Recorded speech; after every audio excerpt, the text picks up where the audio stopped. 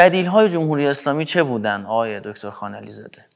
الان یه عده میگن که اگر جمهوری اسلامی نبود اوضاعمون شاید خیلی بهتر بود، به این دلیل 2 تا مثال هم میزنن. اما فرض کنیم جمهوری اسلامی نیست، برای اونها توضیح بدید بدیل‌هاش چی بودن؟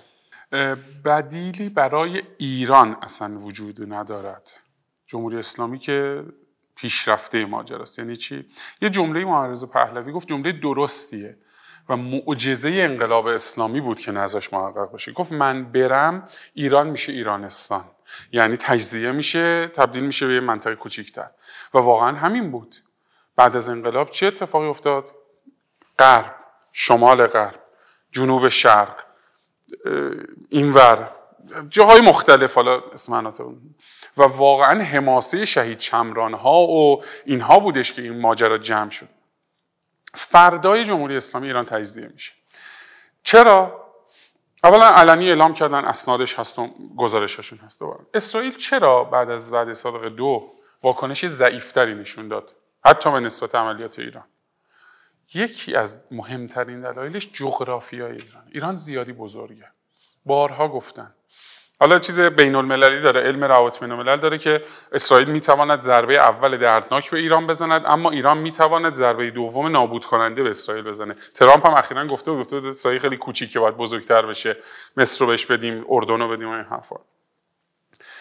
ایران بزرگه. فردای جمهوری اسلامی ایرانی وجود نخواهد داشت. فردای جمهوری اسلامی سوریه و لیبی و اینها خواهد بودش. این چیز بدیهی و مشخصه. این به معنای اینکه الان اوضاع خوبه نیستش، اما به معنای اینه که تنها راه اصلاحه. تنها راه اصلاحه. مصداق دیگهش، شاه خیلی میخواست همون خاطره تلخی که از جنگ جهانی دوم داشتن، میخواستش یه ارتش جوندار بسازه. اینها آواکس میخواست، اون موقع یکی از معروفترین تجهیزات نظامی و هواپیماهای خیلی پیشرفته. پولش هم داد. رئیس جمهور وقت آمریکا کارتر، من این خاطراتش تو کتاب کریسمس در نیاورانم آوردم، رفت گفت آقا این دیگه همراه ماست، بدید به، چرا نمیدید؟ کنگره نداد. چرا؟ آخرش هم ندادن به ایران آواکسو. چون تنها نیروی هوایی برتر در منطقه باید اسرائیل باشه. به ایران شاه، به ایران محمد رضا پهلوی هم ندادن. یعنی اساساً دنبال این بودن که تضعیف بکنن. ایران به دلیل جایگاه ویژه‌ای که داره نباید قدرتمند بشه. چه حتی ایران پهلوی، ایران جمهوری اسلامی که به طور مضاعف. بنابراین فردای جمهوری اسلامی دیگه ایرانی وجود نخواهد داشت. اجازه وجود زیست جمهوری ایران رو نخواهند داد. حتی اپوزیسیون هم اینو فهمیده. فرزند شاه رضا پهلوی بهش گفتن فردای براندازی کجا زندگی می‌کنی؟ نه من که زندگیم آمریکاست، من آمریکا زندگی می‌کنم. حالا میریم برمیگردیم. چون میدونن فرداش چیه. تأکید به معنای اینکه الان این درسته، ما این 2 ساعت با شما داریم بحث می‌کنیم، انتقاد می‌کنیم که آقا این راهبردها غلط بود و اینها، اما تو جهان کنونی هیچ بدیلی برای جمهوری اسلامی وجود نداره. 2 در دوران گذار که اساساً وجود نداره. یعنی همین الان ببینید امارات تو سودان داره کار نظامی میکنه، میجنگه درگیر، ترکیه داره این کارا رو میکنه.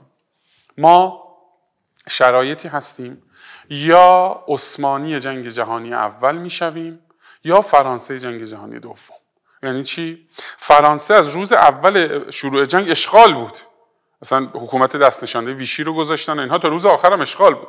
اما چون تو سمت پیروز بود شد فرانسه ابرقدرت.